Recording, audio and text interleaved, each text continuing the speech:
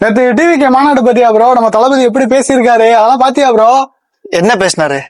என்ன பேசினாரா? அதான் நம்ம வந்து இப்ப நான் என்ன உங்கள்கிட்ட சொல்றது எல்லாம் பேசினார்ல ப்ரோ. அந்த மாதிரி அதான் ப்ரோ, நீ பாக்கலையா ப்ரோ நேத்து? என்ன பேசினாருன்னு சொல்லு ப்ரோ. ஃபர்ஸ்ட் என்ன அறிவுபூர்வமா இந்த மாநாடு நடந்துச்சு, அறிவுபூர்வமான விஷயங்களை இந்த மாநாட்டுல நான் தெரிஞ்சுக்கிட்டேன் அப்படின்னு என்ன விஷயம் இருக்குன்னு நீ சொல்லு ப்ரோ. என்ன ப்ரோ இப்படி கேட்ட? எவ்வளவு பேசியிருக்காரு, நம்ம ஆளுங்கட்சியை பத்தி பேசியிருக்காரு, அப்புறம் அந்த நம்ம விஜயகாந்த் சார் கேப்டன் பத்தி பேசியிருக்காரு 2 வேற, அப்புறம் அந்த நெல்லு கதையெல்லாம் கூட சொல்லியிருந்தாரு 3. இதுக்கு எதுக்கு ப்ரோ மாநாடு போடணும்? இதுக்கு அவர் செல்லுல ஒரு வீடியோ எடுத்து போட்டிருந்தாலும் எல்லாம் கேட்டிருப்பாங்களே.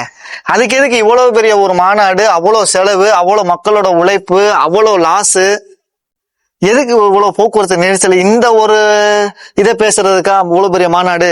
ப்ரோ கேப்டனை பத்தி பேசினாருன்னு சொல்றீங்க. சினிமால நடிச்சிட்டு இருக்கும் போது விஜய் அவர்கள் எந்த படத்துல கேப்டனை பத்தி பேசி கேப்டனோட கட்சிக்கு ஆதரவு தெரிவிச்சாரு? இல்ல. சரி ரைட்டு, கேப்டன் நடத்தின மாநாட்டுக்கு எந்த மாநாடுல விஜய் போய் கலந்துக்கிட்டு கேப்டனோட மாநாட்டுக்கு ஆதரவு தெரிவிச்சாரு? அதுவும் இல்ல.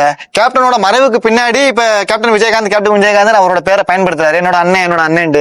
அப்ப எதுவுமே பண்ணலையே. சரி அதையும் விடுங்க. எதிர்கட்சியை இப்ப எதிர்த்து பேசுறாருன்னு நீங்க சொல்றீங்க. எதிர்கட்சியை எதிர்த்து பேசின ஒரே ஆளு விஜய் கிடையாது, அஜித் தான். டைரக்டா ஒரு மீட்டிங்ல, இப்போ அந்த சமூக வலைதளங்கள் அந்த வீடியோ எல்லாம் இருக்கு, நீங்க வேணா எடுத்து பாருங்க.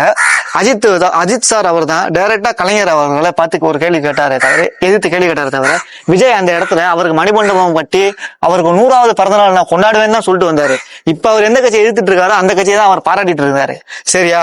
அதே மாதிரி இப்ப நீங்க சொன்னீங்கல்ல அந்த நெல் கதை, அதெல்லாம் சீமான் அவர்கள் எப்பவோ பேசிட்டாரு. அது மட்டும் இல்ல, இந்த மாதிரி எக்கச்சக்கமான அரசியல் அறிவுபூர்வமான கதைகளை சீமான் நிறைய பேசியிருக்கிறாரு. புரியுதா? இப்ப நான் விஜய் கட்சிக்கு எதிராகவும் நான் பேசல, திமுக கட்சிக்கு ஆதரவாகவும் பேசல. நான் இந்த அரசியல் மாநாட்டை பார்த்ததுல வெறுப்பு தானே, அறிவுபூர்வமா அதுல ஒண்ணுமே இல்ல. இந்த மாநாடு எதுக்கு நடந்துச்சுன்னே தெரியல. இந்த மாநாட்டை பத்தி தயவு செஞ்சு பேசாதீங்க.